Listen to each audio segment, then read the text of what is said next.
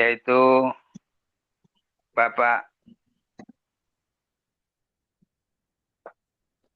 Firmansyah Kurniawan.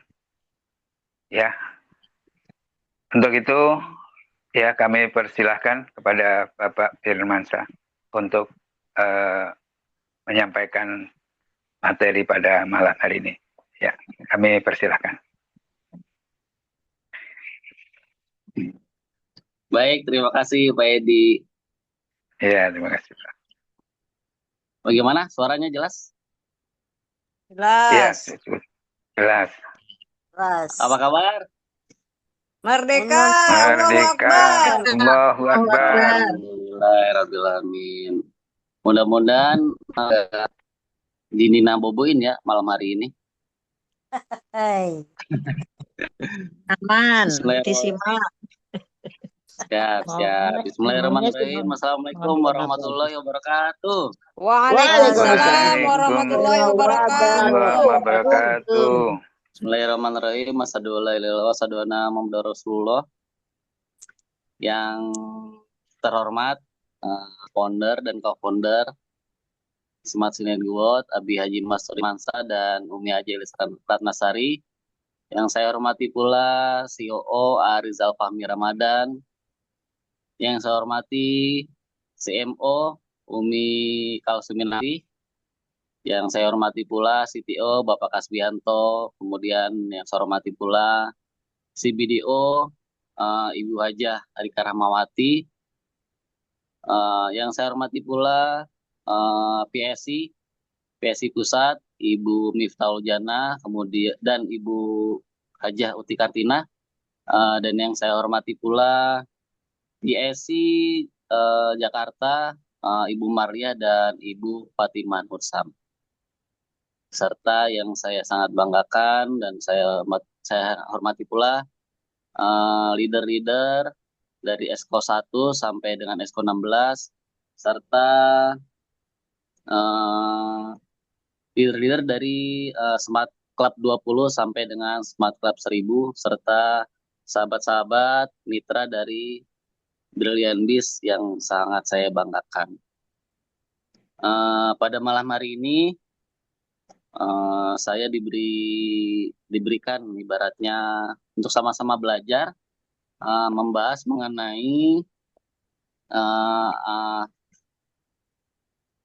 pembahasan mengenai sukses bertani dengan teknologi organik masa kini. Agak sedikit kita putar waktu ke belakang, bahwa pertanian sebenarnya berawal itu dari awal nenek moyang kita bertani itu sebenarnya semua berawal dari organik. Mungkin kalau kakek nenek kita ibaratnya yang mungkin sudah nggak ada ya. Kalau misalnya kita bahas soal urea atau ibaratnya NPK, mungkin mereka agak bingung karena alam yang sebenarnya sudah ada ini ibaratnya ya sudah diatur sesuai dengan ekosistemnya sebenarnya. Cuman seiring dengan perkembangan zaman, seiring dengan berawal dari ibaratnya dulu itu ibaratnya dari revolusi industri lah, itu berawal dimulailah ibaratnya ada pupuk kemudian dan semacamnya. Kemudian kenapa sih kita ibaratnya harus kembali lagi ke ibaratnya ke sesuatu yang organik atau kembali lagi ke alam atau back to nature yang biasa kita lihat selama ini. Latar belakangnya kenapa sih kita harus kembali ke sistem organik? Yang pertama adalah mungkin salah satunya adalah kekhawatiran terhadap ini ya dampak negatif pertanian konvensional, terutama penggunaan bahan kimia yang salah satunya mungkin seperti pestisida dan pupuk sintetis, di mana hal ini secara tidak langsung merusak lingkungan, kemudian juga menurunkan kualitas tanah dan berisiko bagi kesehatan manusia, serta kesadaran akan bayi hidup sehat sekarang ini mungkin sedang sedang lagi booming atau ibaratnya lagi orang kembali ke ibaratnya ya balik lagi ke karena emang ingin hidup sehat jadi kembali ke alam ibaratnya ya, balik back to nature lah. Kemudian juga kenapa kita ibaratnya agak lebih bergeser lagi ke pasar pertanian organik karena memang pasarnya itu lebih premium sekarang karena memang orang-orang masyarakat kita sudah sadar untuk hidup sehat. Jadi perilaku hidup sehat sekarang udah terutama di kalangan Gen Z, anak-anak sekarang lebih memang se apa ya secara tidak langsung kuliner memang banyak pilihan. Cuman banyak juga anak-anak muda sekarang lebih memilih itu circle-nya adalah circle yang hidup sehat. Entah itu circle untuk gym atau olahraga atau kalau misalnya anak-anak Jakarta itu pulang malam itu suka ada ibarat ini jogging bareng itu kalau malam. Terus juga banyak komunitas-komunitas pencinta makanan sehat itu juga. Kemudian juga next boleh A.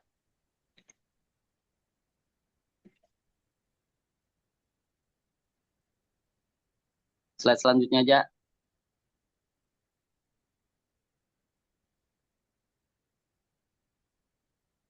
Nah ini latar belakang dan alasan kenapa kita harus beralih ke organik. Yang pertama adalah tadi yang saya jelaskan kekhawatiran mengenai dampak dari penggunaan bahan kimia. Kemudian juga alasan lain yang alasan kenapa kita harus bertani secara organik yang pertama adalah alasan lingkungan. Di mana untuk mencegah pencemaran tanah, air, kemudian juga dan udara akibat residu karena terlalu banyak kita menggunakan pupuk-pupuk kimia. Secara tidak langsung lambat ataupun cepat kita sudah mengalami sendiri bahwa pencemaran dari apakah itu dari makanan yang setiap hari kita kan makan pengen sehat ya sebenarnya. Cuman kita kalau misalnya makanan yang hasilnya dari pupuk pestisida secara nggak langsung kita mau sehat tapi bertolak belakang gitu loh kalau yang kita makan sebenarnya adalah makan-makan yang banyak pestisida ataupun juga dengan mengandung banyak ibaratnya pupuk sintesis di situnya. Pupuk sintesis ya benar.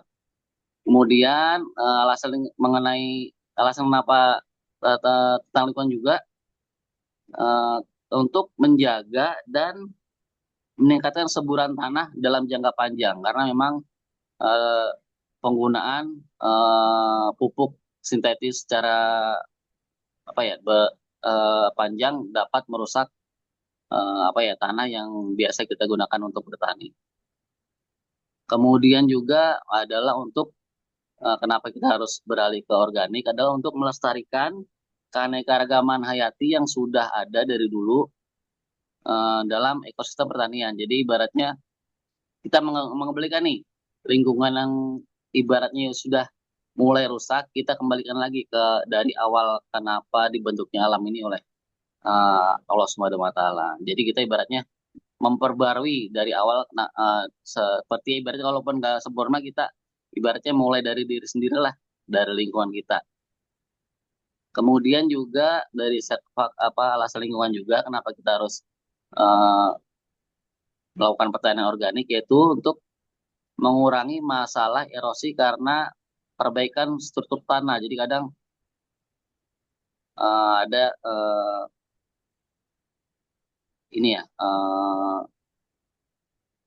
dampak lingkungan karena memang sudah rusak. Jadi ya bencana longsor kemarin kurang lebih salah satunya ya penyebabnya karena memang kita sudah mengalihkan fungsi tanah dari ibaratnya ya sudah kita alihkan ke tidak yang semestinya kita lakukan gitu.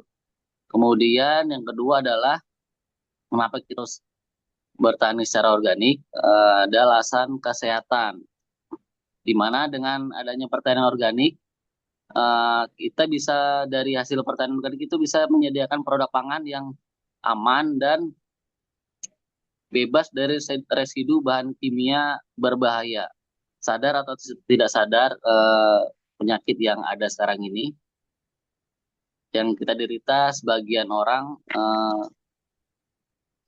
mungkin adalah dampak negatif dari hal-hal atau karena kita telah ibaratnya banyak residu kimia yang masuk ke dalam tubuh kita. Berbeda dengan orang-orang tua kita atau kakek nenek kita dulu, yang mungkin ya lebih sehat dibandingkan dengan anak-anak muda sekarang atau ya seumuran kita lah. Kemudian untuk dampak kesehatannya adalah kenapa kita harus beralih ke organik adalah untuk mengurangi resiko penyakit yang lebih terkait dengan paparan dari residu bahan-bahan kimia.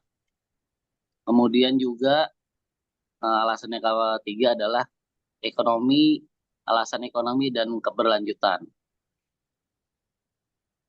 Di mana dalam hal ini adalah untuk mengurangi ketergantungan kita pada produk pertanian yang mahal dari luar. Di mana kita harus ibaratnya lebih mandiri dalam hal pangan, karena sadar atau nggak sadar, kita sebenarnya sedang diracuni oleh negara lain. Banyak buah ataupun sayur yang masuk ke negara kita itu sebenarnya banyak ada zat pengawet atau di dalamnya itu ada pestisida, di mana kontrol dari pemerintah kita sendiri kurang. Nah, barang-barang impor yang masuk itu ibaratnya walaupun ada kandungan pestisida itu sama pemerintah tuh nggak dikembaliin lagi, ibaratnya nggak ditolak lah. Berbeda dengan produk pertanian kita apabila kita ekspor, biasanya itu kalau misalnya ada kandungan pestisida itu langsung dibalikin lagi. Berbeda dengan negara kita, asal itu masih bisa menguntungkan, ya tetap aja dijual, entah itu siapa yang makan. Kemudian juga dari sektor ekonomi juga, kenapa kita harus beralih ke organik, di mana hasil penjualan dari produk pertanian organik ini biasanya pendapatan petani lebih menguntungkan karena nilai jualnya lebih premium lah, jadi harganya lebih bisa jual di harga yang pantas untuk pertanian organik dibanding dengan pertanian konvensional, karena memang harga jualnya di pasaran memang lebih mahal. Kemudian juga kenapa kita harus organik, dapat mendorong dalam masalah ekonomi, dapat mendorong kemandirian petani dan mengembangkan kembali pengetahuan lokal yang berkelanjutan. Jadi dengan organik nanti diharapkan petani-petani kita dapat lebih mandiri lah dalam mengelola pertaniannya. Kemudian juga alasan untuk keberlanjutan, karena kita lebih beralih ke organik itu, kita memastikan bahwa lahan-lahan yang kita pakai, ketersediaan sumber daya alam, sumber daya untuk generasi anak cucu kita itu masih bisa dinikmati lah oleh anak cucu kita. Jadi kita meninggalkan warisan itu nggak murni rusak-rusak lah sumber daya alam yang kita punya. Kemudian ini adalah alasan kenapa kita berorganik, karena pergeseran tren tadi, karena memang meningkatnya kesadaran masyarakat atau warga negara kita untuk gaya hidup yang lebih sehat atau back to nature, serta permintaan konsumen untuk sayuran atau bahan pangan organik itu semakin tinggi karena faktor keamanan pangan tadi. Jadi kalau orang yang terapi kadang juga mau lebih sehat, ada sekarang ya terapi sayuran organik. Trennya seperti itu. Kemudian selanjutnya prinsip pertanian organik itu apa aja sih? Yang pertama adalah prinsip kesehatan.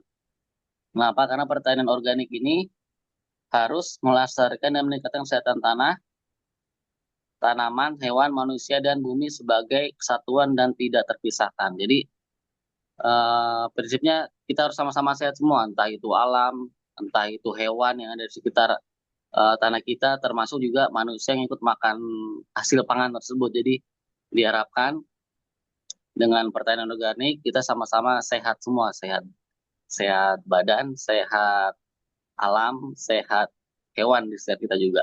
Jadi ibaratnya nggak ada meminimalisir pencemaran di sekitar kita. Kemudian juga adalah prinsip pertanian organik itu harus prinsip yang kedua adalah prinsip ekologi, di mana meletakkan pertanian organik dalam sistem ekologi kehidupan. Prinsip ini menyatakan bahwa produksi didasarkan pada proses dan daur ulang ekologi. Jadi satu tahap dan tahapan lain itu atau satu elemen dari kehidupan kita ini sama-sama saling membutuhkan. Jadi prinsip daur ulang atau keberlanjutan itu sama-sama terhubung. Seperti itu. Jadi kita misalnya butuh tanah, ya tanah yang kita garap itu harus kita rawat juga. Begitu juga dengan hewan yang kita pelihara juga mungkin dari kotoran hewannya atau mungkin hewannya juga memakan dari tanaman-tanaman yang bisa kita tanam dari tanah tersebut yang khusus untuk tanaman hewan. Kemudian juga hewan di sekitar kita karena memang ekosistemnya terjaga jadi merasa binatang-binatang seperti burung atau yang lainnya mungkin merasa ibaratnya di tempat yang kita melakukan untuk pertanian organik ini merasa nyaman situ karena memang residu kimianya agak berkurang di situ dibanding dengan daerah lain. Kemudian prinsip yang ketiga adalah prinsip keadilan. Prinsip keadilan ini yang dimaksudnya adalah pertanian organik harus membangun hubungan yang mampu menjamin keadilan terkait dengan lingkungan dan kehidupan bersama. Jadi maksudnya kita sama-sama sadar dirilah, ibaratnya ada orang lain yang menggunakan biar sama-sama hidup di sekitar kita. Jadi sama-sama lah kita jaga jangan sampai atas perbuatan kita yang tidak peduli dengan lingkungan atau dengan sistem pertanian kita karena banyak menggunakan bahan kimia sintetis, ibaratnya kita sadar atau tidak sadar malah merusak lingkungan pertanian kita atau kawasan pertanian kita. Karena memang kawasan pertanian itu kan biasanya ada sebelah yang punya tetangga. Mungkin karena kita sering itu kan karena memang kalau padi itu kan ada air yang mengalir ya. Jadi kalau misalnya kita gunakan tanam pupuk kimia mesin pasti karena airnya itu mengalir pasti pindah juga ke ibaratnya ke lahan sebelah tetangga kita lah yang mungkin eh, beliau ibaratnya menjaga lahannya agar tetap secara organik tapi karena kita sering terus-menerus menggunakan pupuk kimia sintetis ya bisa jadi karena kita menggunakan itu ya bisa beralih residunya ke teman atau ke rekan yang ada di sebelah sawah kita. Kemudian prinsip yang keempat adalah prinsip perlindungan, di mana maksudnya adalah kenapa kita prinsip dalam organik ini adalah pertanian organik harus dikelola secara hati-hati dan bertanggung jawab untuk melindungi kesehatan dan kesejahteraan generasi sekarang dan mendatang serta berlangsungnya lingkungan kehidupan. Jadi secara nggak langsung kita hampir sama dengan anak cucu kita, ibaratnya kita meninggalkan sesuatu yang mereka juga bisa menikmati. Jadi apa yang kita tinggalkan adalah dalam kondisi mereka bisa menikmati dan tidak dalam kondisi rusak. Itu. Kemudian selanjutnya,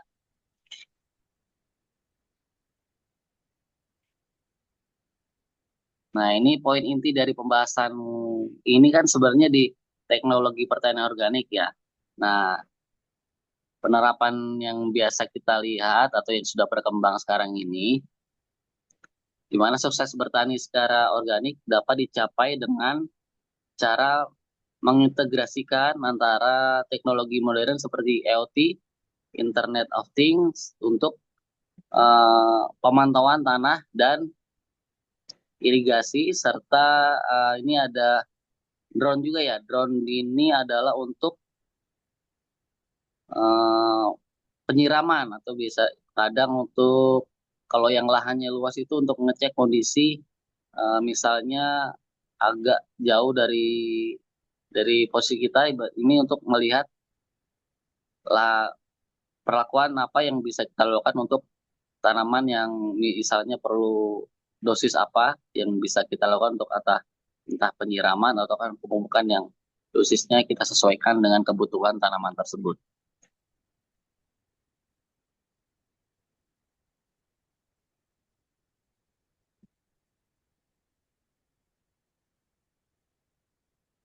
Sensor IoT ini biasanya digunakan dalam apa ya, pertanian modern itu biasanya ini eh, sensornya itu ditanam di dalam tanah ya, ini untuk mengecek suhu, kemudian juga untuk mengecek kelembapan, kemudian juga untuk eh, perlakuan apakah nanti melalui sensor ini, karena dengan sistem IoT ini kita bisa melakukan apakah kita setting untuk penyiraman secara otomatis atau kan secara manual. Tuh. Kemudian untuk drone ini bisa dilakukan untuk pemupukan secara merata dan meningkatkan penyerapan nutrisi di tanaman serta untuk mengefisiensikan tenaga kerja. Jadi yang biasanya kita lakukan penyemprotan melalui tenaga kerja, kita bisa lakukan dengan satu operator atau dengan satu atau dua tergantung luasan. Kita bisa pakai drone ya lebih cepat lah timbang dengan kita penyemprotan secara manual. Kemudian penerapan teknologi untuk pertanian organik juga bisa ditambahkan atau dilakukan pada pemasaran yang efisien, di mana biasanya penerapan teknologi pada teknik pertanian itu bisa untuk dilakukan dalam ini ya, pemasaran digital,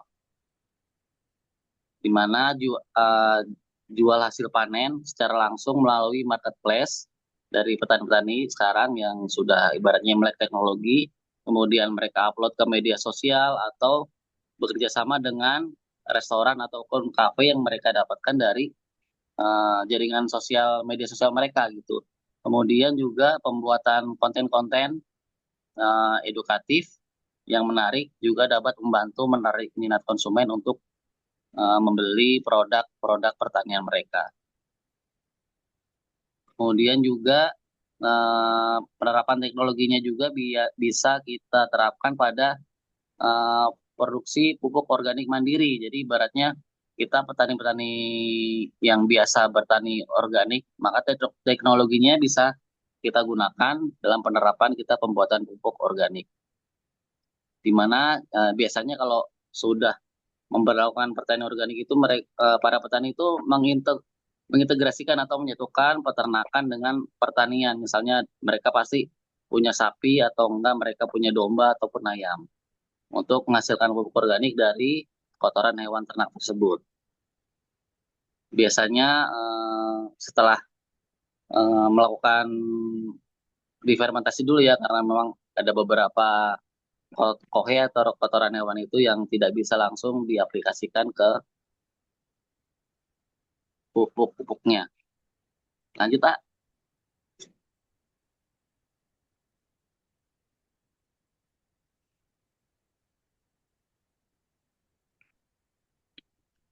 Nah, ini untuk mendukung teknologi pertanian organik tadi, produk-produk PTBS yang biasa digunakan untuk pertanian organik itu biasanya adalah produk-produk sebagai berikut. Yang pertama adalah Eco Farming Premium, di mana untuk sertifikasi organik baru ada di Eco Farming Premium sebenarnya. Cuman untuk mendukung produk tersebut kadang dibutuhkan juga dalam keberlangsungan pertanian organik itu juga ada produk lain yang biasa digunakan untuk pertanian organik seperti eco farming fotosintesa, Bias Vankuliris, Pasgro, Palmbles, dan Agur Sawit. Tapi untuk yang selain ekofarming kering ke bawah itu sebenarnya ada proses dari formulator sendiri juga ibaratnya memberikan apa ya garis bawah bahwa dalam proses tidak berani menyebutkan kalau produknya itu adalah produk organik karena memang dalam prosesnya di proses apa ya proses fotosintesa dan lainnya itu adalah proses kimia yang berlangsung. Jadi mungkin itu saja, Bapak, silakan. Oke. Ya, baiklah.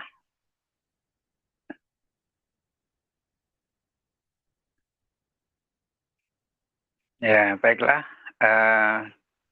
Kita berikan aplaus yang meriah untuk trainer kita yang pada malam hari ini ya.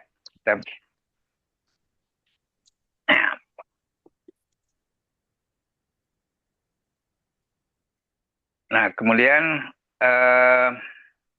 acara berikutnya setelah kita dapatkan paparan dari trainer kita, mungkin ya ada yang akan ditanyakan terkait dengan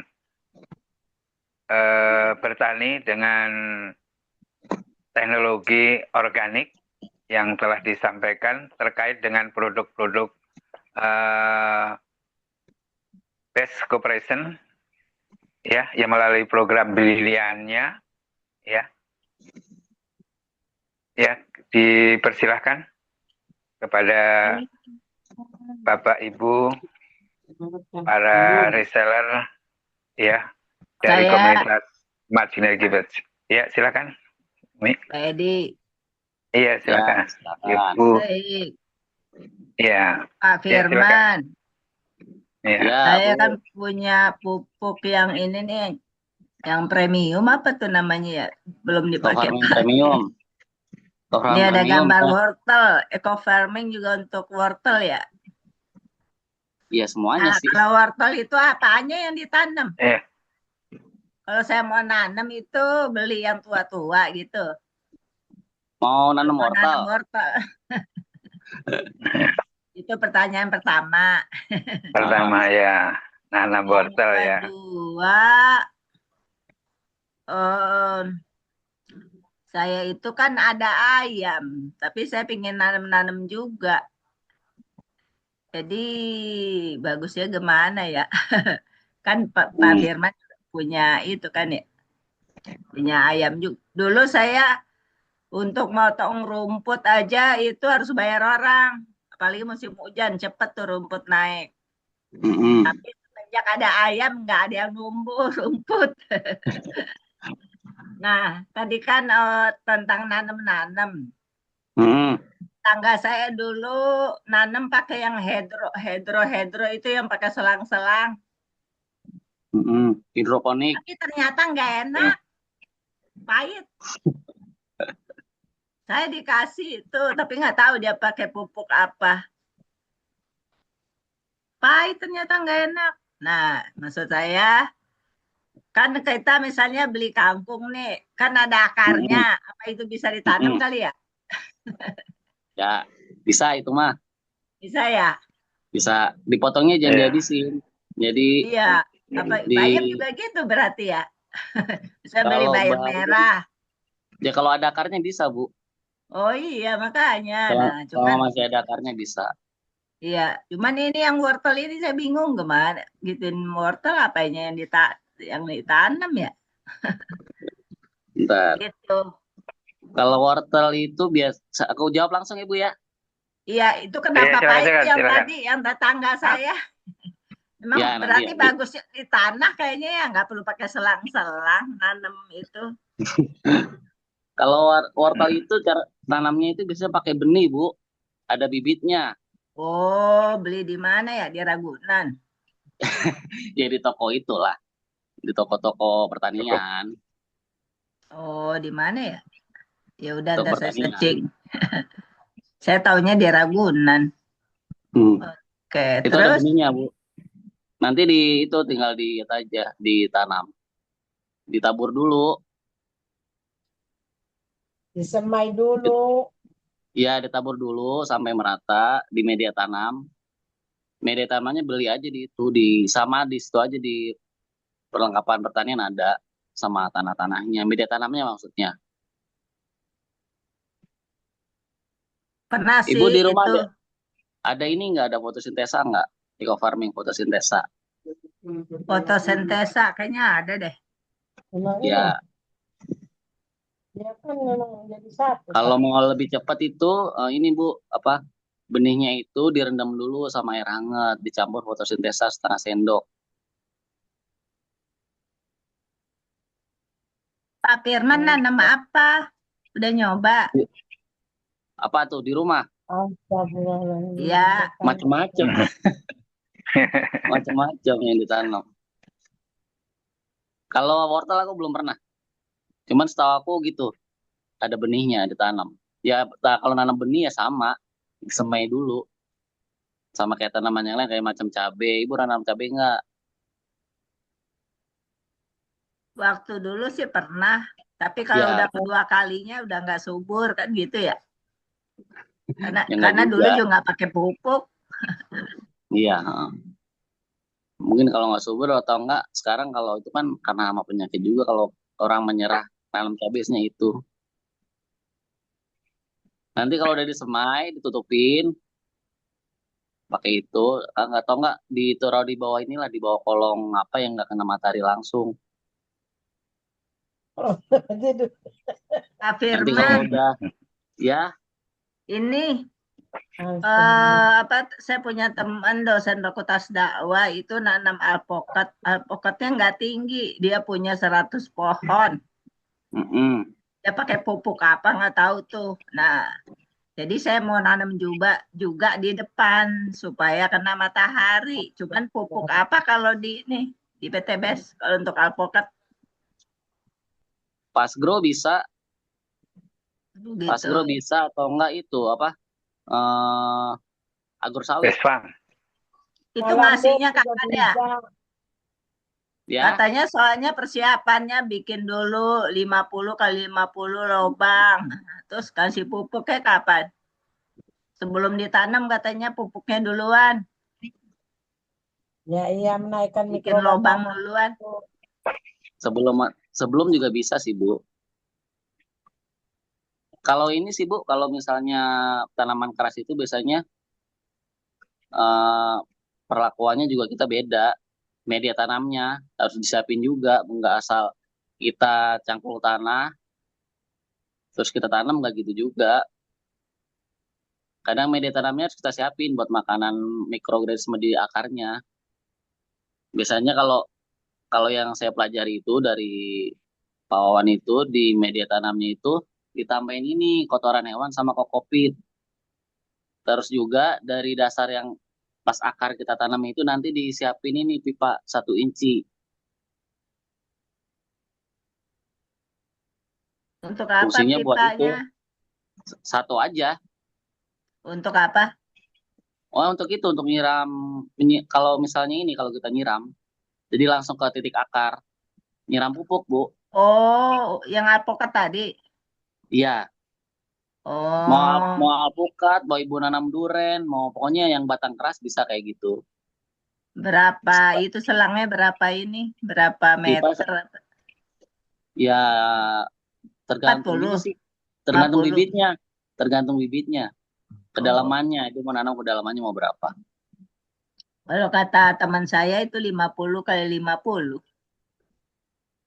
Itu apanya? Bikin lubang, bikin lubang. Oh, 50 kali Kedalamannya mungkin 50, 50 juga kali. 50 cm maksudnya.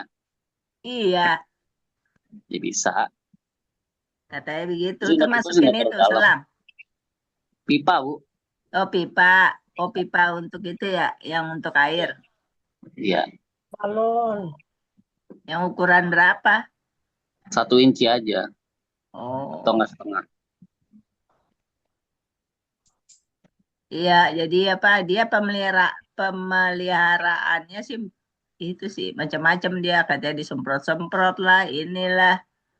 Tapi dia pupuknya bukan PTB sih. Ya, Tanya apa bedanya ya nanti saya sama dia ntar. ya Ibu Dulu kan praktek saya aja pernah dulu. nanya sama Bu Mega, kayaknya pertama-tama disuruh apa gitu sama Bu Mega, terus kedua apa, terus ketiga apa, kalau nggak salah gitu sih. Pupuknya atau apanya atau perlakuannya. Iya, pupuk. Apa Oh, bedanya perlakuan sama itu? Maksudnya beda sih. perlakuan apaan? Perlakuannya kayak tadi pas nanamnya. Kalau pemupukan ya sesuai aja.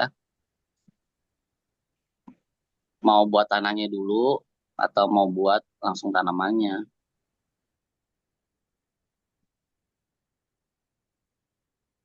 Kalau Yang tadi hidroponik Ibu nggak tahu ya tetangga Ibu pakai apa. enggak, Kenapa pahit? iya, tak tahu udah dikasih aja tapi pahit. Tapi ada juga Hmm, dosen yang agrobisnis dia di tanah. Nah, itu enak tuh dia sayurnya. mungkin Dia komoditasnya beda dosen. mungkin Bu. Hah? Komoditasnya beda mungkin. Iya, cuman kalau yang diselang-selang yang sebelah rumah saya ya gitu, pahit, nggak enak, nggak tahu dia pakai apaan sih sampai pahit. Jadi dia Oh, nggak memang ini, pare nggak itu. pakai tanah. Iya memang air semua. Namanya Iya, aja nggak hidro. enak.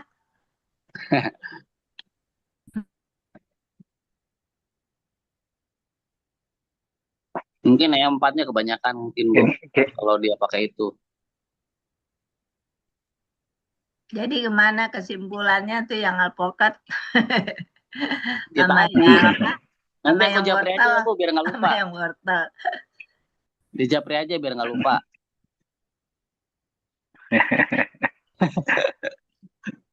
Kalau wortel itu benihnya disemai dulu. Oh, cari Nanti benih ya. setelah ya setelah tingginya 5 atau 10 cm baru dipindahin ke media tanamnya yang batu besaran. Hmm, Sama kayak dulu waktu Ibu nanam cabai kalau masih ingat. ingat mah. Ya itu sama hampir Waktu sama lah. itu ada pameran di lapangan Banteng ya dibeli benih. Iya, cuman beda ininya aja, beda benihnya, cuman caranya sama. Oke dah, saya mau coba yang kangkung dulu lah yang gampang. Ya, kangkung mah tinggal tabur aja, Bu. Yang ada akarnya. Iya, Ya, makasih. sama-sama Ibu. Ya, ya Yang baik. lain. Masih ada lagi? Ya, silakan Bapak Ibu atau ada yang akan sharing?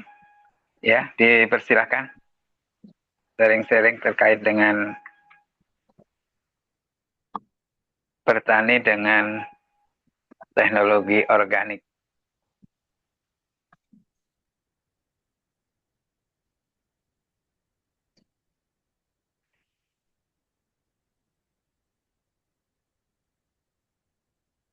Pulas kali Pak yang lain, Pak. Iya, nggak tahu. Masih udah padahal apa pertanian ini merupakan ya bagian yang sangat sangat penting buat kita dan masih banyak ya kesempatan ya untuk memasarkan produk-produk base dengan menggunakan terutama ya pupuk dan untuk memberantas hamanya.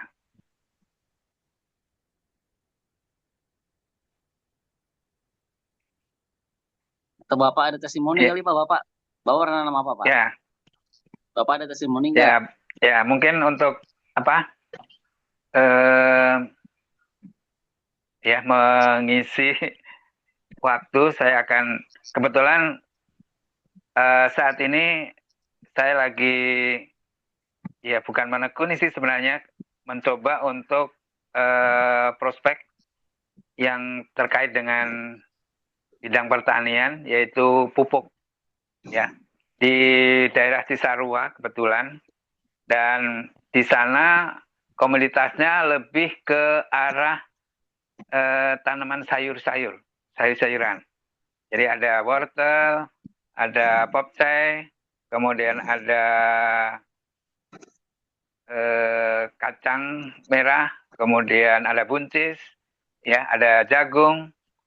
Nah, di sana karena ya petani itu tidak hanya mengandalkan satu tanaman. Jadi di lahan itu pada saat nanam itu tidak hanya satu tanaman, tapi ada beberapa tanaman, ya. Misalnya ada cabenya, kemudian ada wortelnya, ada kol, ya, itu di satu lahan karena jadi ya istilahnya dengan menggunakan apa? Tidak hanya satu macam. Tidak yang pertama seperti popcay, ya, sawi, ya, seperti jenis sawi. Jadi itu yang umurnya hanya sekitar 2 bulan. Jadi panen terlebih dahulu. Nah, nanti yang lainnya setelah panen, maka yang lainnya sudah ditanam juga sebenarnya. Nah, sehingga petani itu tidak hanya mengandalkan satu jenis tanaman, ya, sehingga hasilnya itu apa? Ya, yang masa tanamnya lebih awal dia panen terlebih dahulu, kemudian yang berikutnya. Jadi dengan apa nama istilahnya? Itu yang saya dapatkan, dan di sana memang petani itu menggunakan ya produk-produk kimia, ya, kebanyakan menggunakan produk-produk kimia. Dan kalau kita akan alihkan ke produk-produk yang non kimia, ya, yaitu dengan menggunakan teknologi, ya, seperti menggunakan eco farming. Eco farming sebenarnya pupuknya itu berbasis mikroorganisme. Ya, jadi berbasis mikroorganisme. Jadi mikroorganisme yang nanti dikembangkan di dalam, ya, tanah, yang di sana harus tersedia bahan-bahan organik. Yang bahan-bahan organik itu ya seperti kohe, kemudian kompos, itu supaya bisa diserap oleh tanaman dengan pupuk eco farming yang berbasis mikroorganisme, maka bahan-bahan itu akan diubah menjadi bahan yang bisa diserap oleh tanaman. Itu sebenarnya prinsipnya seperti itu. Nah, kemudian untuk yang tadi mungkin disampaikan oleh ya, Ibu Armawati yang terkait dengan tanaman wortel. Nah, tanaman-tanaman yang seperti itu sebenarnya itu tanaman yang ditanam di daerah yang suhunya tertentu. Jadi khususnya untuk daerah-daerah yang suhu yang panas, memang kemungkinan agak susah ya kalau yang wortel. Hortikultura ya Pak? Iya, termasuk hortikultura. Itu. Nah, kemudian kalau yang tanaman apa? Alpukat. Jadi alpukat kalau memang dari awal ya, dari mulai pembibitan kan memang betul disiapkan lahannya. Lahan itu harus diberikan pupuk dengan menggunakan konsep organik, yaitu dari kotoran hewan tapi yang sudah difermentasikan. Jadi tidak bisa langsung digunakan kotoran hewan langsung ditaruh di sini. Tapi kalau ditaruh harus ditunggu bisa 2 minggu atau lebih, baru nanti dikasih tanamannya. Bibit. Ya, supaya tidak panas ya suhunya. Kalau dari kotoran hewan kan pada umumnya panas ya, sehingga suhunya lebih tinggi. Kemudian sifatnya menjadi asam. Jadi kalau belum terfermentasikan sifatnya asam, sehingga akan berbahaya untuk tanaman. Nah, kalau untuk pemupukan berikutnya itu dengan menggunakan pupuk dari BES, yaitu kalau untuk tanaman keras lebih yang mudah biasanya menggunakan BES farming. Ya, yang dulu piloserolilis itu lebih gampang, lebih ini, dan hasilnya kemarin ya dicobakan untuk tanaman duren ya lumayan bagus perkembangannya. Untuk apukat yang tadinya apukatnya agak lama tidak berbuah, kemudian ada tanda-tanda pertama diawali dari munculnya daun muda ya, muncul daun muda, nanti kalau sudah itu baru muncul bunganya ya, begitu seterusnya. Ya mungkin itu sementara pengalaman yang ya saya dapatkan pada saat ya kita prospek di daerah Cisarua. Siap. Ya baik. Mungkin tadi cover farming apa Pak? Premium ya Pak? Kemarin itu premium, ternyata petani lebih suka yang original. Oh gitu. Iya, jadi masalahnya kalau yang premium pada saat dilarutkan itu nggak bisa larut sampai benar-benar larut, sehingga pada saat digunakan disemprotkan, dimasukkan ke tangki, diencerkan, ya, karena tidak larut benar-benar ini, sehingga nyumbat spraynya.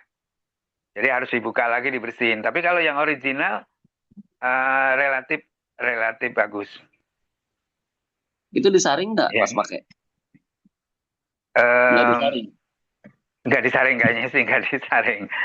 Tapi ya sebenarnya mungkin kalau memang dengan kendala seperti itu sebenarnya bisa alternatif kan dengan disaring ya, disaring. Iya. Ya. Oke, baik. Ini yang lain ada? Ya, yang silakan. bertanya atau mau testimoni, ya. Silakan. Jadi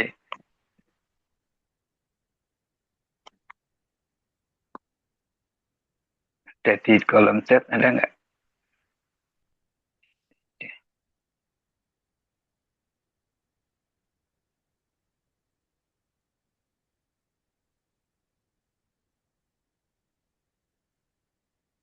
Kolom chat nggak ada Pak? Nggak ada ya? Nggak ada. Cuman absen aja nih. Absen aja. Silakan, mungkin mau sharing. Bapak Ibu yang lainnya silakan. Kita karena tidak punya lahan pertanian Pak, jadi belum bisa mencoba seperti itu. Di lahan 3x3 mungkin belakang rumah juga bisa sebenarnya. Nggak harus. Dimulai dari pot juga bisa. Nah, jadi kita paling mendengarkan aja untuk pengetahuan aja dulu. Nanti siapa tahu ada yang membutuhkan baru bisa berbagi lah gitu. Mungkin akan saya tambahkan untuk info ini ya, untuk kotoran hewan. Karena ada macam-macam nih. Yang biasa digunakan itu kalau kohe kambing itu harus difermentasi. Biasanya kalau kambing itu cocok untuk tanaman cabai, sawi, dan wortel tadi, itu cocok. Terus kemudian kalau untuk sapi hampir sama, bisa digunakan untuk komoditas tadi, tapi fermentasinya itu hampir 2-3 minggu untuk fermentasinya. Kemudian untuk ayam sama harus difermentasi juga Kemudian untuk kelinci, kalau untuk kotoran kelinci itu bisa langsung. Jadi nggak harus fermentasi. Kalau kotoran Itu kelinci, termasuk yang paling bagus itu. ya kalau kotoran kelinci Ya, itu bisa kelinci. langsung nggak harus fermentasi. Nah, untuk dosisnya bagaimana kita untuk melakukan pembuatan pupuk? Nah, dosisnya untuk eco farming premiumnya kita gunakan 3 gram aja, sama kita campurkan 17 liter air, dicampur kemudian ditambahin ke kohe tadi 1000 kilogram atau enggak secukupnya aja lah, seadanya kotoran. Yang penting kita fermentasikan dengan dosisnya eco farming premiumnya itu 3 gram kemudian ditambah 17 liter air. Itu untuk dosis yang 1000 kilogram kotoran hewan ya. Nanti presentasinya tinggal dihitung sendiri aja kalau misalnya adanya 100 kilo atau berapa atau sesuai kebutuhan gitu. Untuk minimalnya 14 hari minimal fermentasi itu Minimal ya. tergantung ya Jadi itu tergantung Pak mau nanya, jadi kotoran Ya, hewan silakan. apa namanya? Kotoran hewan tersebut didiamkan bersama tanahnya atau bagaimana? Itu selama ada yang 2 minggu, ada yang seminggu gitu, atau bagaimana ya? Mohon arahannya.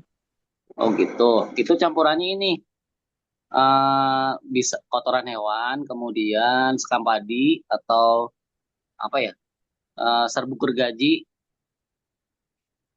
itu bisa dicampur juga. Nanti itu dicampur, ditaruh di tempat tertutup atau dikarungin lah. Nanti Dikarung. dikarungin, terus diaduk tiap 3 hari. Tiap 3 hari itu dibuka diaduk. Oh, pakai sekam ya? Sekam. Ya bisa dicampur sekam.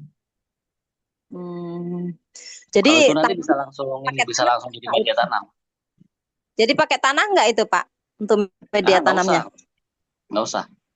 Oh, nggak pakai Itu media untuk tanam. fermentasi tadi ya. Campuran fermentasi aja, bukan media tanam. Oh gitu. Jadi Iya. fermentasi. Nah, habis seperti itu diapakan tuh? Ketika mau Didiamkan dipakai. dulu. Oh, misalnya udah 14 hari atau paling enggak 21 hari lah. Baru kita bisa pakai. Ciri-cirinya ini udah nggak bau sama ini. Apa ya? Sama nggak bau, terus nggak panas. Udah bentuknya kayak tanah gitu deh. Iya. Ciri-cirinya. Oh.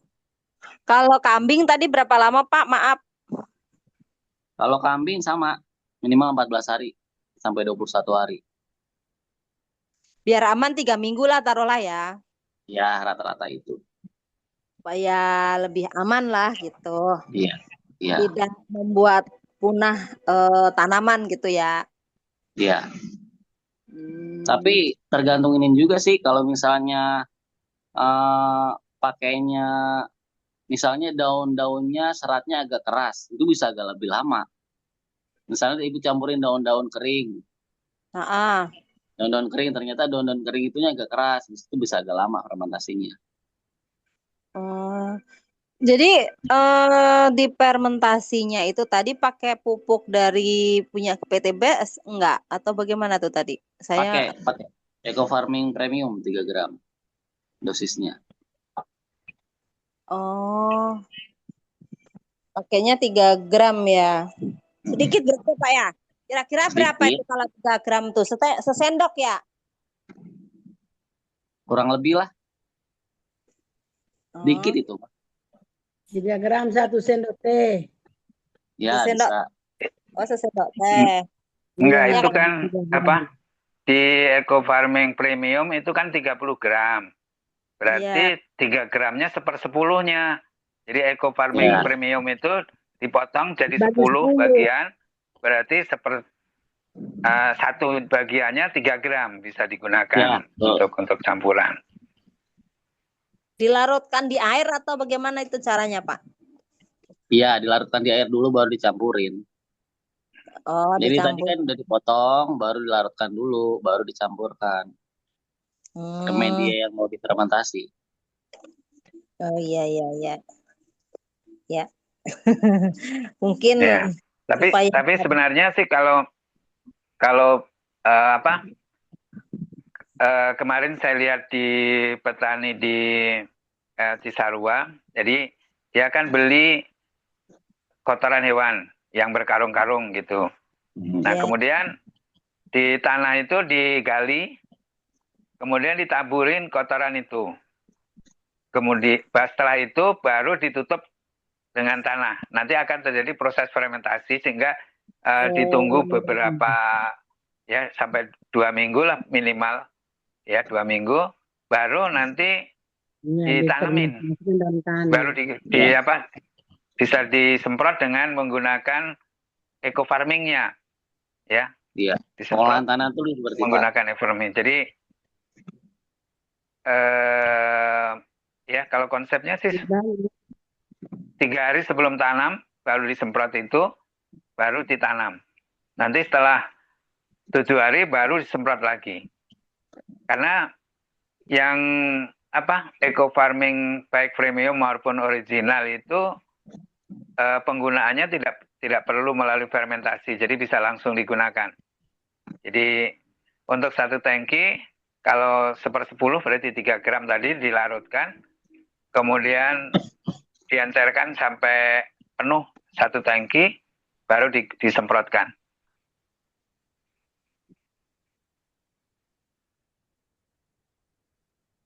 Diencerkan ke 1 liter. Bukan. Iya, jadi 1 liter, nanti baru dimasukkan tangki Baru. sampai 15 sampai 16 liter satu tangki. Mau Baru difermentasi disemprot. dulu pupuk. Tapi kalau untuk untuk lahan yang ini sebenarnya bisa dipakai dengan cara dikotor aja, ya, disiram di tanamannya. Kalau ada semprotan bisa disemprot ke daunnya.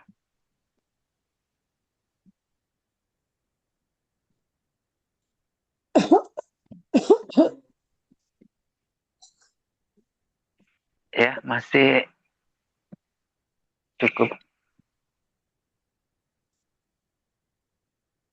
Masih ada lagi? Ya, silakan. Masih ada waktunya. Ya, sampai paling tidak 21.30 lah. Ada yang sharing khususnya yang kebetulan lagi punya mitra, khususnya yang berkait dengan petani.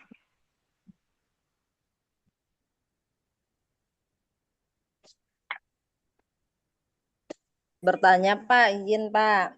Iya, silakan Ya, silakan. silakan. Kalau Iya. untuk padi itu cara penggunaan pupuk untuk padi dan menggunakan produk apa? Padi, Bu. Baik, padi.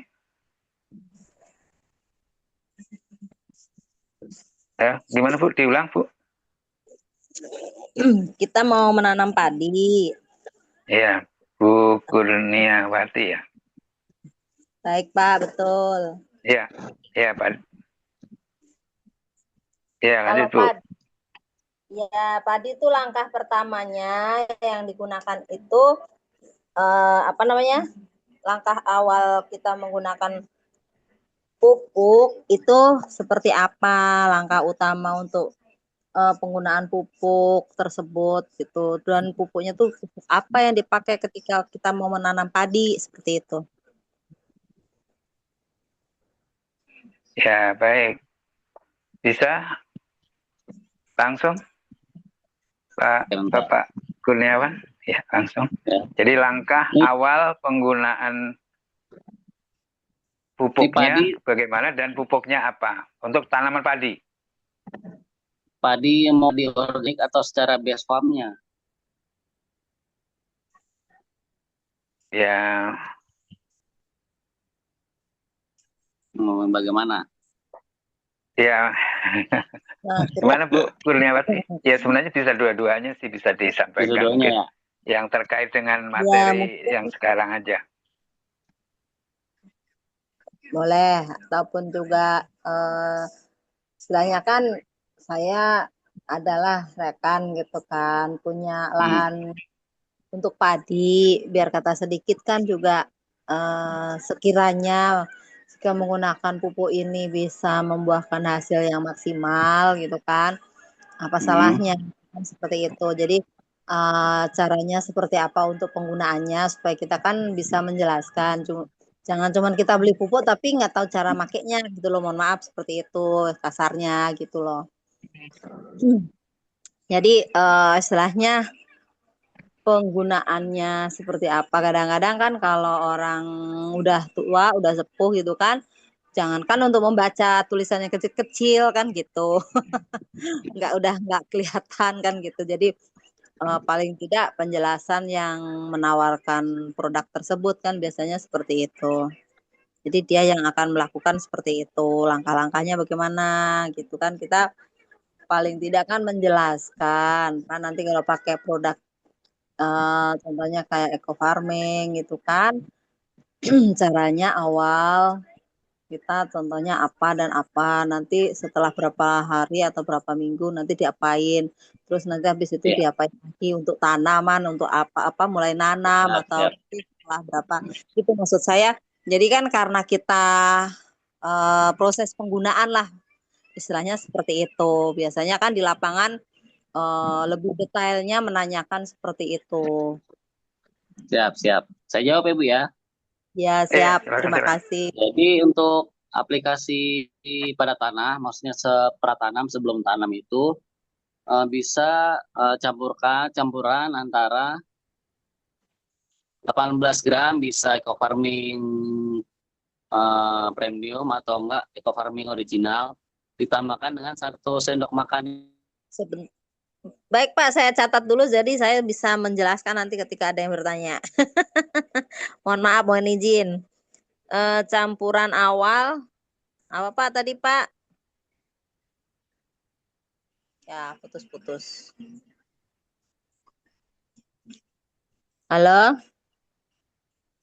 Ya Bu, tunggu Bu lagi disiapkan. Oke. Sinyalnya putus-putus, kadang jadi kurang jelas Iya, gitu.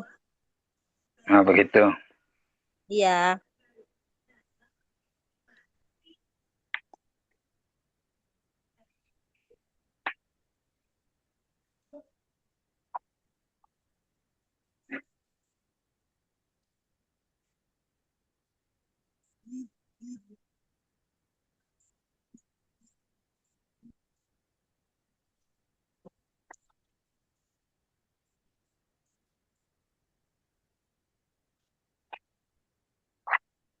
Bagaimana Pak Kurniawan, Pak Firmansyah?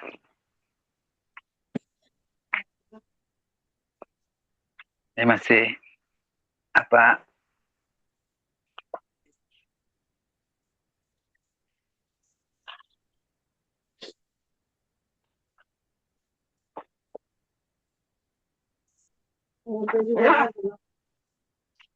Iya.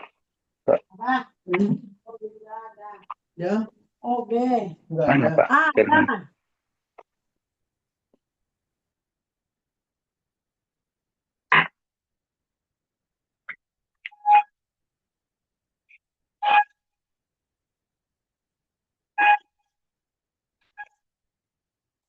Mana?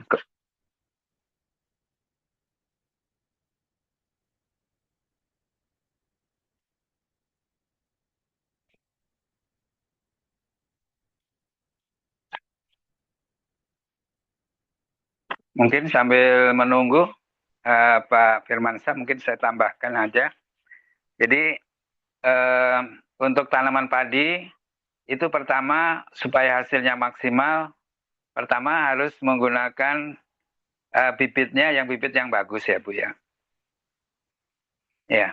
Ya Jadi Pak. ada produk dari apa? bukan produk dari base, sebenarnya dari pertanian itu ada yang namanya FUBCL. Itu tonasenya bisa 10 sampai 15 ton per hektarnya. Ya, menggunakan bibit dari FUBCL. Itu yang pertama. Yang kedua, pemupukannya, ya, yang sesuai dengan SOP-nya. Jadi ada pemupukan sebelum tanam yang tadi disampaikan, yaitu dengan menggunakan eco farming, bisa menggunakan eco farming fotosintesa, bisa menggunakan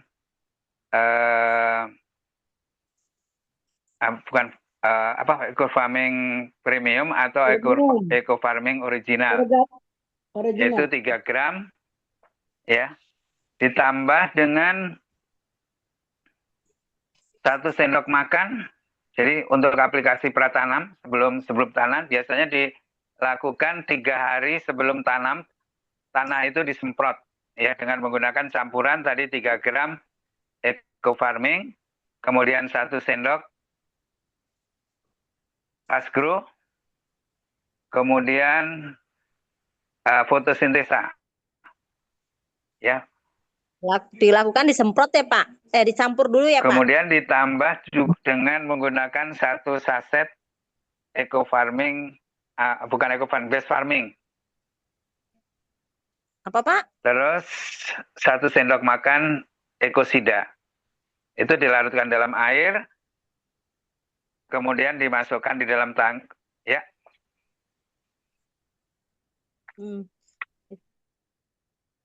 Ya Bu.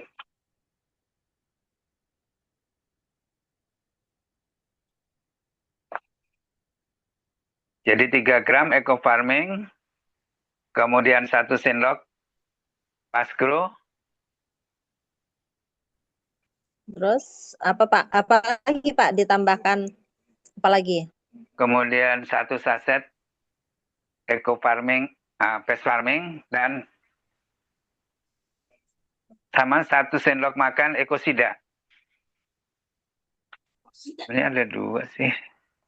Suaranya putus. Jadi produk, sebentar Bu, sebentar. Aplikasi pada pratanam. Iya. Ini ada beda-beda soalnya. Produk base farming.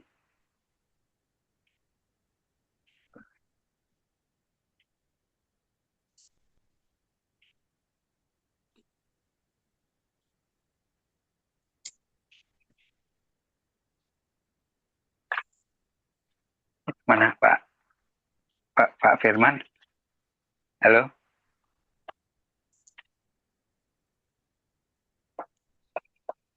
Sebentar.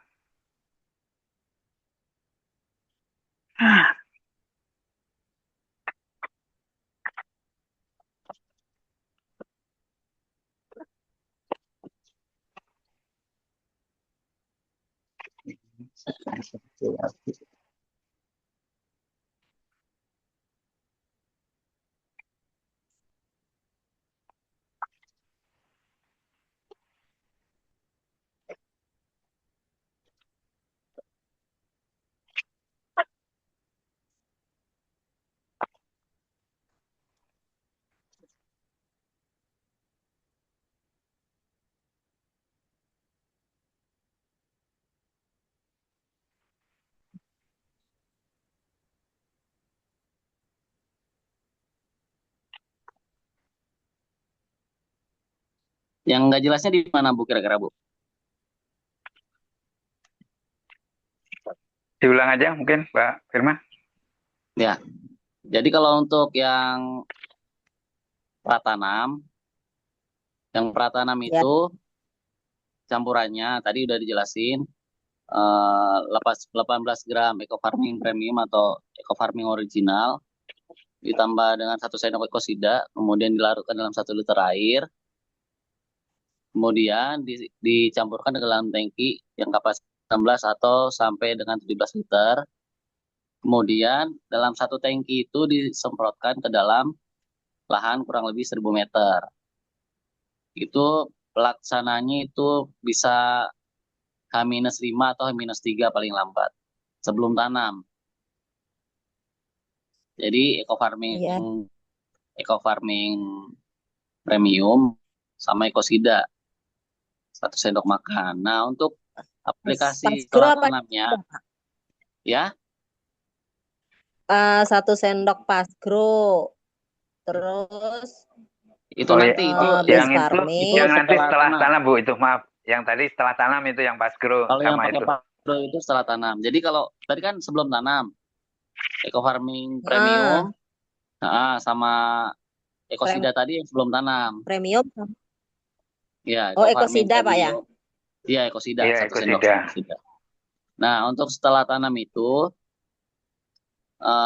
3 gram eco farming premium atau original, kemudian 1 sendok makan Pasgrow atau eco farming fotosintesa, kemudian 1 saset base farm, kemudian 1 sendok makan ekosida juga. Itu semuanya dibiangkan ke dalam 1 liter. 1 liter air. Dibiangkan 1 liter ya? Ya, dicampurkan lah, dicampurkan ke dalam 1 liter air, kemudian disemprotkan, masukkan dalam kemudian disemprotkan. Nah, waktu penyemprotannya itu pada hari ke-7 setelah tanam, ke-21, ke-33, dan ke-40 setelah tanam. Jadi kan tadi 5 hari 7 terus berapa sebelum Pak? tanam. 7, 7, 21, 21, 33, dan 40. Tinggal hitung aja. 4. 5 hari. HST Per setelah 2 tanam. pekan Bu itu. Per 2 pekan setelah. Iya, Setelah tanam. 40 atau 45 bisa. Iya. Terus waktu penyemprotannya itu di bawah jam 10 pagi. Jangan setelahnya. Waktu penyemprotan.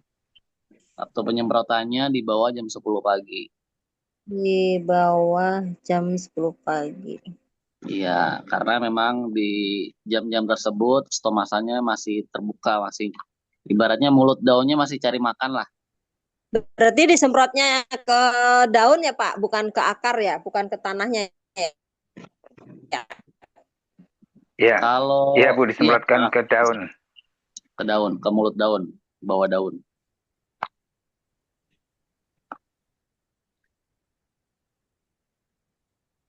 Udah cukup, Bu?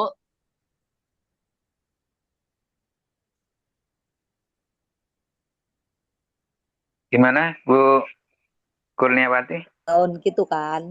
Terus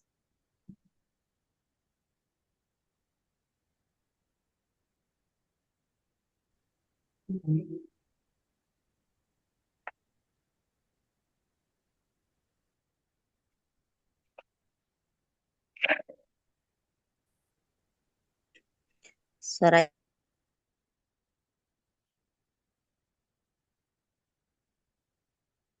Ya, masih ada Bu yang mau ditanyakan lagi? Silakan yang masih ingin bertanya. Silakan.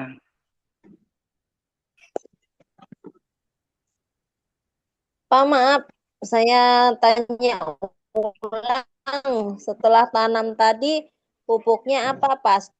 Pasgro 1 sendok, base pramnya 1 sendok, terus Base farmnya apa 1 lagi, Pak? saset. Maaf. Base farmnya 1 saset. Apa? Base farm 1 saset. Iya. Terus ekosidanya 1 sendok. Pasgronya 1 sendok, base pram 1 saset. Apalagi Pak? Ekosida 1 sendok. Oh, ekosida. Iya. 1 sendok. Itu didiamkan air 1 liter. Bukan. Dicampurkan ke dalam air 1 liter. Ya, Apa tuh? Oh, dicampurkan, bukan didiamkan ya? Oh. Bukan. Wah, dicampur ya Bu, dicampur sampai larut.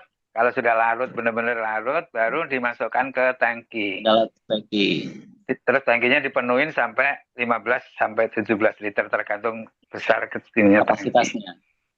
Tergantung kapasitas Kapasitasnya. tangkinya. Dan ke dalam tangki.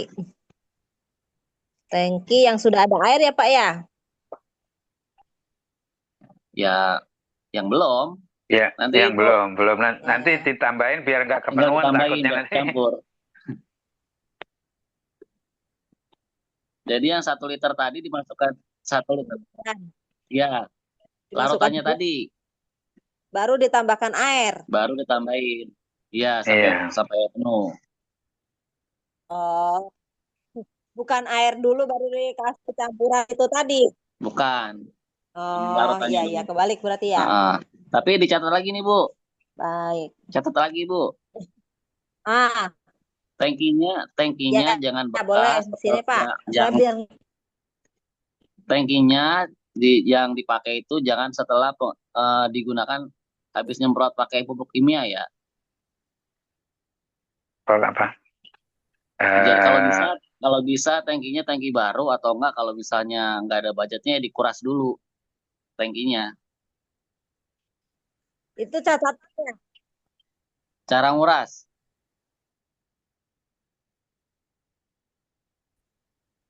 Oh, udah.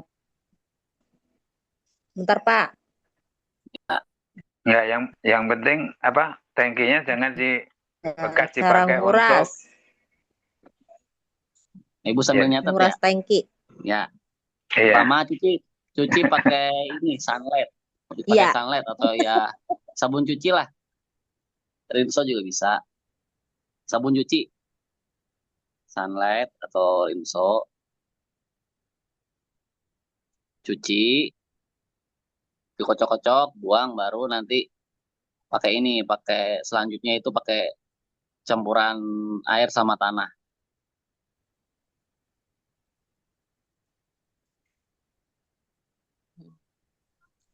Sinyalnya putus nyambung Pak. Ya. Oh gitu. Yang tadi udah yang pakai itu sabun cuci. Dibersihin tangkinya.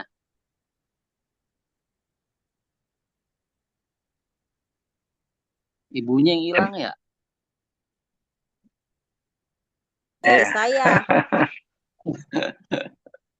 Oh, dari sana kali apa sinyalnya? Iya. Oh ya. Oh ibu yang sinyalnya itu ya.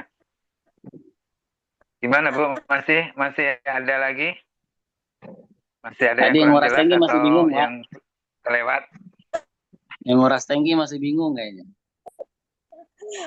Yang nguras tangki kan sama aja bersihin. Tadi, Yang iya. penting Pak apa? Bekasnya hilang lah, bau-baunya hilang gitulah.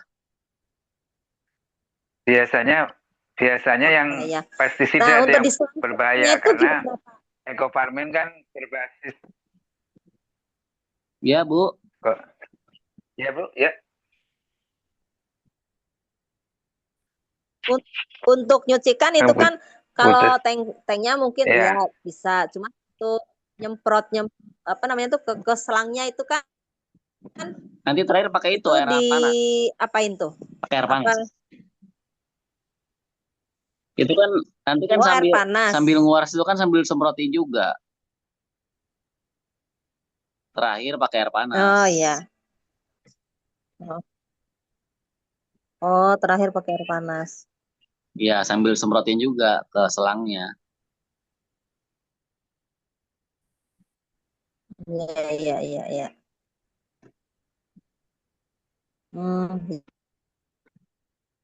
Ya. Ada lagi? Kalau untuk padi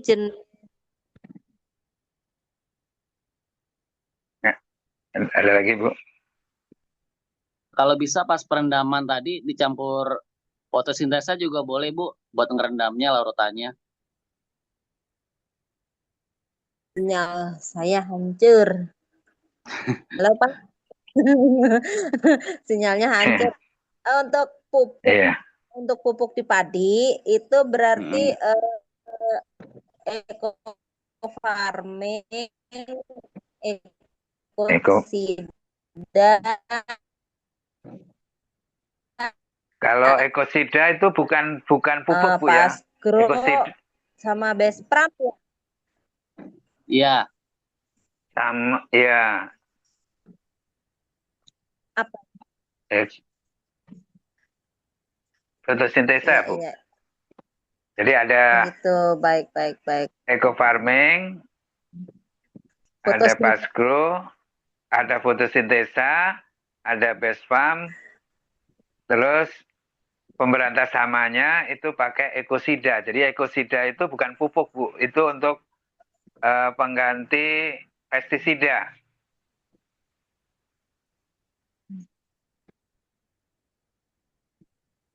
Oh, jadi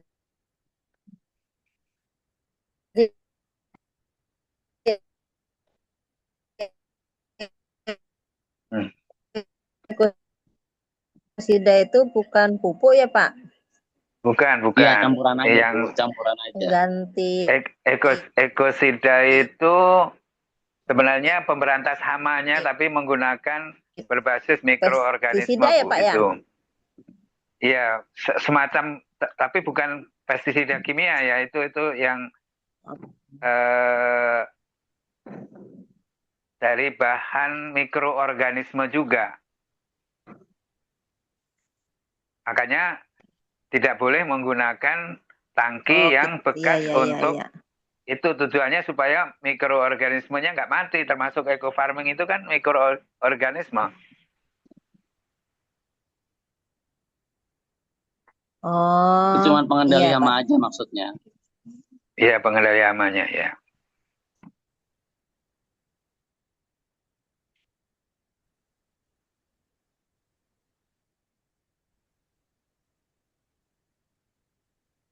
Iya, biasanya kan kalau itu hamanya banyak gitu kan. Di petani-petani itu kan Iya. kendalanya hamanya banyak. Kalau nggak hama banyak itu burung yang habisin. Iya. Itu sih udah pemalang Iya, kalau burung itu mah. kendalanya. Hah? Tapi kalau misalnya udah untuk pengobatan, dosis ekosidanya beda Bu perlakuannya. Bedanya? Bedanya itu tiap 3 hari sekali. Kalau Dia pengobatan 2 sendok hama. makan ekosida. Iya, kalau kalau misalnya udah kena hama misalnya, dia 2 sendok makan ekosida. Padi kena hama gitu ya. Iya, misalkan kena hama nih, 2 sendok. 2 sendok Hmm. makan. Tapi 2 sendok makan apa Pak? Dilarut ekosida, Ekosida ya, ekosida dilarutkan. dalam 1 liter air.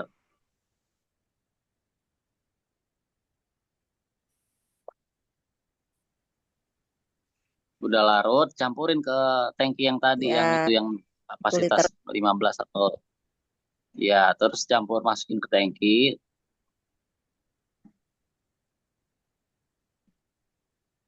dimasukkan dimasukkan tangki. Iya.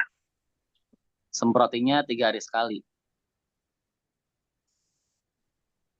Selang waktunya 3 hari. Disemprot Nggak 3 hari ngikutin tadi. Beda ya Pak? Beda. Selang waktunya 3 hari. Misalnya tadi pas sudah nyemprot ke hari ke-7, Contohnya berarti nih dari 10. yang kan udah disemprot hari ke-7 nih. Berarti Hmm, nyemprot lagi 3 hari nggak apa-apa. 7, 8, 9, nggak apa-apa, 10. ekosidanya Berarti aja. hari ke-10. Ekosidanya aja. Ekosidanya. Iya, iya. Oh, ekosida aja. Siap-siap. Iya. Siapa? Untuk pengobatan ya, Bu. Iya.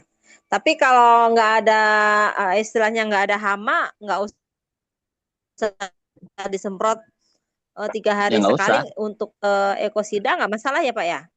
Nggak masalah kalau Oh nggak ada iya masalah. iya. Itu kan tadi buat pengobatan. Kalau udah kena hama. Oh,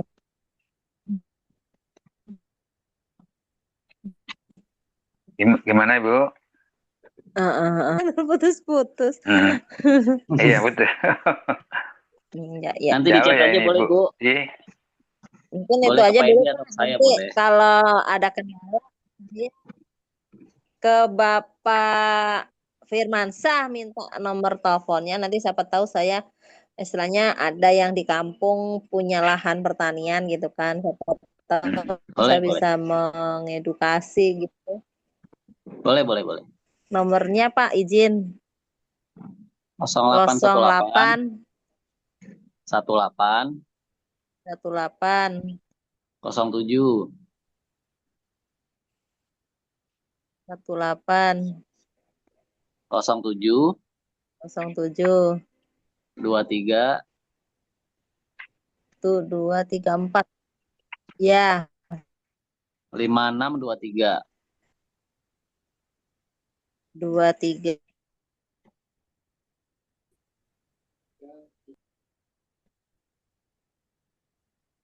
Atau enggak tanya Bu Rika aja, ada nomor aku kok. Bu Haji Rika. Ini Pak Ya. 0823. Oh, baik. Terima kasih Pak Firmansyah, penjelasannya luar biasa Sama-sama. keren. Sama-sama Ibu. Semoga berkah. Iya. Amin, amin, amin. Amin. Baik, ini sudah 47 Terima kasih berarti. Pak Edi. Iya, sama-sama Ibu. Mudah-mudahan ya nanti bisa diaplikasikan untuk tanaman Insya padi. Sebenarnya padi dan palawija sebenarnya prinsipnya sama. Padi dan palawija. Oh, palawija sama ya Pak? Sama. Iya, padi dan palawija sama. Siap. Gimana Pak Firmansyah? Apa diakhiri? Kayaknya sudah cukup. Jangan yang nanya lagi ya? 47.